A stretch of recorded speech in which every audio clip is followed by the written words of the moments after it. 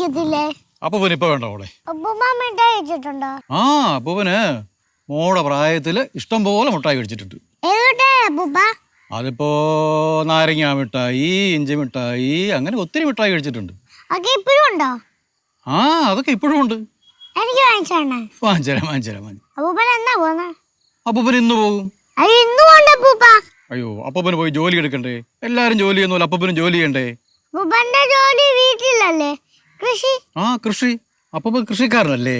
കൃഷിക്കാരൻ അപ്പൂപ്പൻ. ആ കൃഷിക്കാരൻ അപ്പൂപ്പൻ. അപ്പൂപ്പ മിഠായി കൃഷി ചെയ്യാൻ പറ്റുമോ അപ്പൂപ്പ? മിഠായി കൃഷി ചെയ്യാൻ പറ്റത്തില്ല. നമ്മൾ കൃഷി ചെയ്യുന്ന സാധനത്തിൽ നിന്നാ ഈ മിഠായി ഉണ്ടാക്കുന്നത്. മനസ്സിലായില്ല അപ്പൂപ്പ. അതൊക്കെ അപ്പൂപ്പൻ പിന്നൊരു ദിവസം പറഞ്ഞു തരാം. എന്താ? ആ ഞാനങ്ങോട്ട് വരട്ടെ. വരുമ്പോ പറഞ്ഞു തരാം. തൽക്കാലം നിങ്ങൾ ആ ചാല് കയറിയാൽ മതി. ആ ഞാൻ വരുമ്പോ വിളിക്കാം. ഓ അത് പടവലത്തെ പറമ്പിലെ പണിക്കാര്.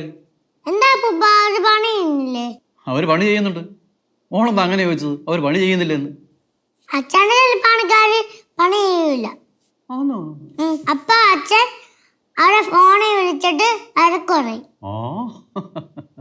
അച്ഛാ മോളെത്തിയോ? അച്ഛൻ വല്ലതും കഴിച്ചായിരുന്നോ? പിന്നെ ഞാനും എന്റെ കുഞ്ഞും കൂടി ഇരുന്ന് വയറ് നിറച്ച് ചോറുണ്ട്. അതെ അമ്മ, സാധാരണ നമ്മൾ ഇവള് നിർബന്ധിച്ചല്ലേ ചോറ് കൊടുത്തോണ്ടിരുന്നേ. ഇന്ന് അതിന്റെ ആവശ്യമൊന്നും വന്നില്ല. ഇവള് വയറ് നിറച്ച് ചോറ് കഴിക്കുകയും ചെയ്ത് അപ്പൂപ്പനെ കൊണ്ട് കഴിപ്പിക്കുകയും ചെയ്തു. അപ്പൂപ്പനപ്പം ചോറ് കഴിച്ചോ? ആരാ വാരി കഴിച്ചേ? അപ്പൂപ്പന് മോള് വാരി കൊടുത്തോ അല്ലെ അപ്പൂപ്പൻ മൂക്ക് വാരി തന്നോ?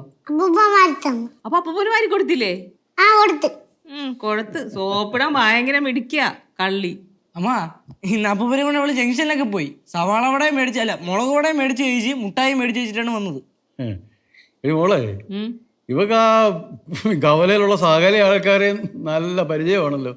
കുട്ടിപ്പാട്ടുകാരെ തേടി ടോപ്പ് സിംഗർ ഓഡിഷൻ UAE 8-നും 15-നും ഇടയിൽ പ്രായമുള്ള കുട്ടികൾക്ക് ഓഡിഷനിൽ പങ്കെടുക്കാം. ഓഡിഷനിൽ അസാമാന്യ പ്രകടനം കാഴ്ചവെക്കുന്നവർക്ക് ടോപ്പ് സിംഗർ ഗ്രാൻഡ് ഫിനാലയിൽ പങ്കെടുക്കാൻ അവസരം. പ്രവേശനം സൗജന്യം. രജിസ്റ്റർ ചെയ്യാൻ ഉടൻ വിളിക്കൂ +971 5263 10876. ഞങ്ങൾ പോണ വഴിക്കുണ്ടല്ലോ, വഴി കാണുന്ന ഓരോരുത്തരെയും നോക്കി കൈ പൊക്കി അവള് ഹലോ എന്ന് പറയുന്നു. കാണണം. ഇവക്ക് എങ്ങനെയാ അവരൊക്കെ ഇത്ര വലിയ പരിചയം? അച്ഛാ ലോകത്തുള്ള എല്ലാരെയും പരിചയമുള്ള ഒരാളുടെ മോളാ.